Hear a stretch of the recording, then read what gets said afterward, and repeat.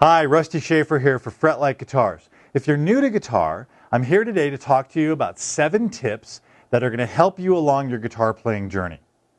All right, here we go. Tip 1. Depending on where you live, your guitar will need a setup once or twice per year. This is normal. Take your guitar to a local dealer to have this done. It's time for a setup when your guitar becomes harder to play and starts to buzz. Okay, so let's talk about guitar setup. What is that about? Just like your car needs a tune-up or you need to rotate your tires every once in a while, your guitar is going to need the same thing. Depending upon where you live, the neck is going to move. Okay, that's why there's a truss rod in the neck. This is completely normal. Depending upon the gauge of strings you put on. Light gauge, of course, will pull less than a really heavy gauge string. So you're going to need a setup as the weather changes and your guitar acclimatizes to your climate.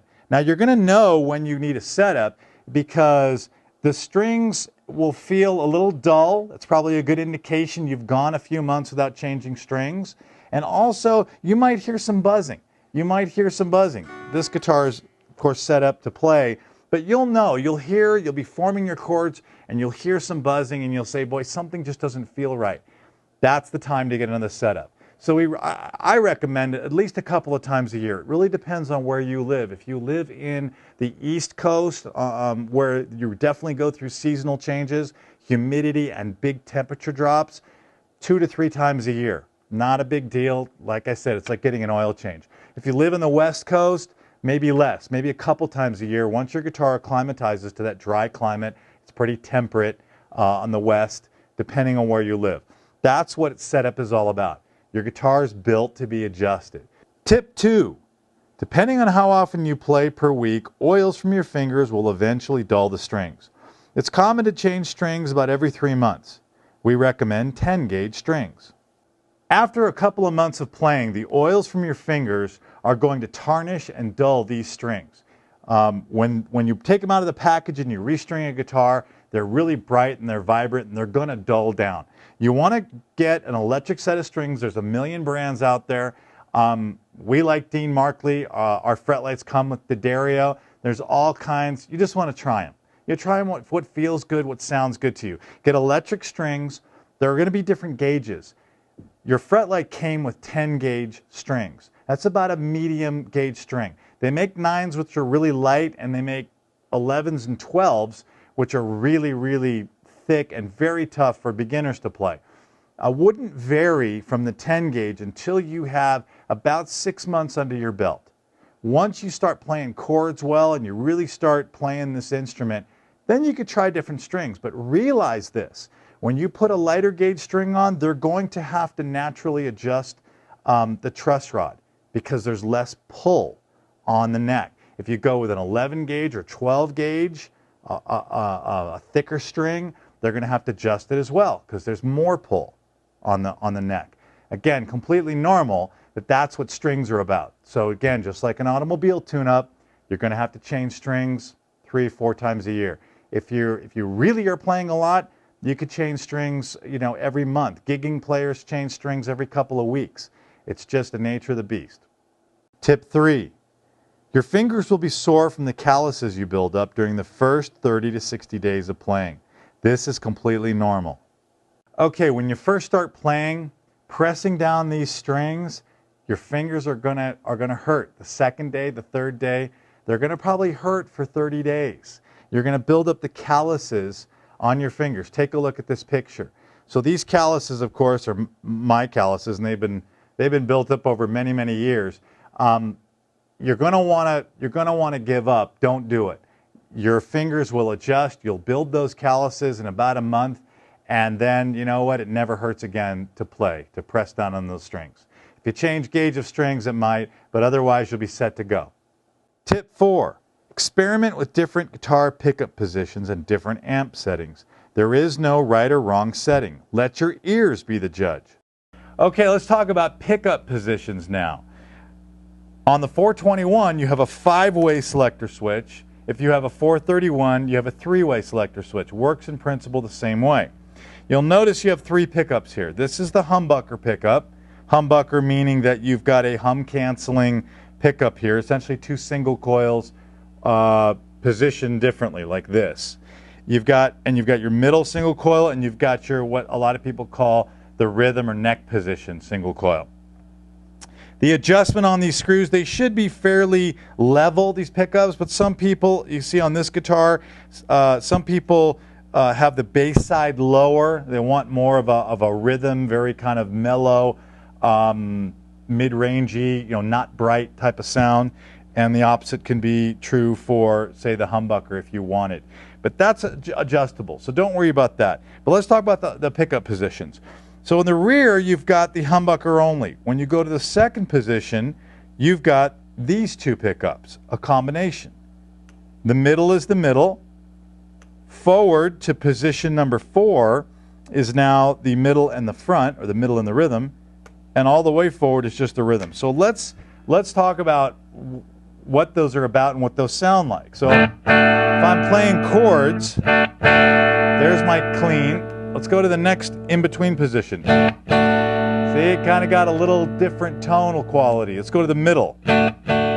Different yet again still. Again. You might think it's purely volume related, but it's not. It's really tone quality. So again, in some kind of lead situation, you really want bright. You're really going to have it back here on the humbucker. But here's how it sounds in the front position.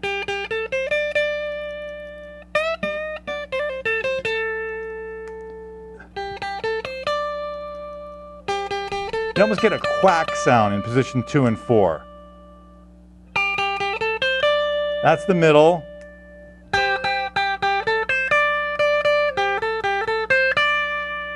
Again, back to the humbucker. That's going to be your strongest, brightest. But experiment. There's no right or wrong here. Guitar players play in every kind of position. So experiment. There's no harm done, no foul. Let your ears be the judge. Tip 5. Tone control on your guitar really doesn't do that much. So use the tone controls on your amp. You'll have much better results. Okay, many of you have asked what these controls are here, these knobs. Well, one is volume, and then you've got two tones on the 421. This tone here controls position 2 and position 3, or your middle position. And then this tone controls position 4 and position 5. Now, honestly, on really any guitar, the tone control doesn't do much. You have to understand, guitars were designed in the 50s, and these were very basic potentiometers that really didn't do a lot. Your amp is a better place to adjust your tone. So let's hear what tone sounds like. So if I've got it on the middle position, I'm using this control, right? If I turn my tone,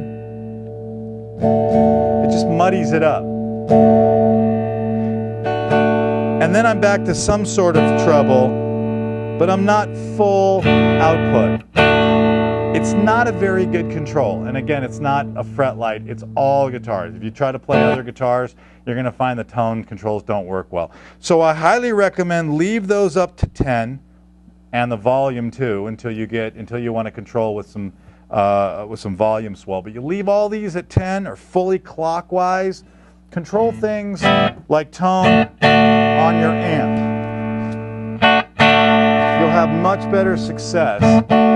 Usually your amps will have a low, mid, and high. This orange Crush 20 LDX has a low, mid, and high settings, and you can really kind of dial it in. Tip 6. Sometimes only playing 2 to 3 strings for a chord can sound huge through an amp. No need to strum all 6 strings sometimes. You'll learn this over time. All right, let's talk about how many strings you should be playing. Okay, now I've got it set on a distorted sound, okay, crunch sound. All right, so it's nice and dirty. Now, do we play all 6 strings? Do we play 2 strings? Do we play 4 strings? What do we play? At first, when you're first learning, you want to play all 6. You're going to learn that some of these notes, even though I'm fingering them, are not in the chord, but let's save that for later. You can play anything you want. Okay, so maybe I want to play 2 strings. I'm just playing strings 4 and 5 right here. Maybe you want to play strings 3 and 4. How about 1 and 2? That sounds a little thin. But the idea is that experiment. You don't need all 6 strings.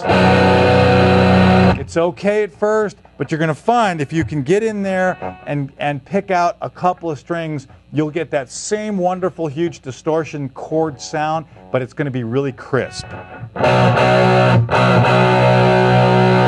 And it's going to ring out and just hold that same tone. There you go. Tip 7. Once you've mastered an easy riff, play it again with different amp settings. For example, crunch versus clean, delay effect, etc. Play it again with a different right hand technique. For example, palm muting, bending, pinch harmonic technique, and others. All right, let's talk about amp settings. One of the coolest things you can do with electric guitar is use your amp's settings and effects, especially if it's got it. This little orange Crush 20 LDX has some just really simple effects, and we're going to talk about delay today. So here's a chord without delay. I've got a clean sound, right? That's how you play a D. Now let's put delay on it. What does that sound like? Listen to that. All of a sudden I sound really big. Now how about playing individual notes? Let's go back and play just something very, very simple. Doesn't sound like much, does it? Okay, but what if we add a lot of delay? Let's check this out.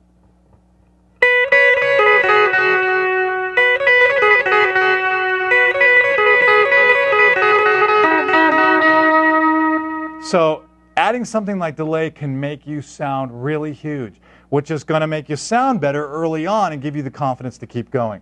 The same thing with distortion. I can put distortion on.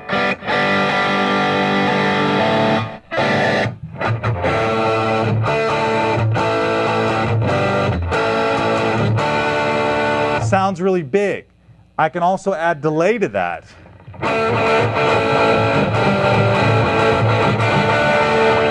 Same thing with individual notes.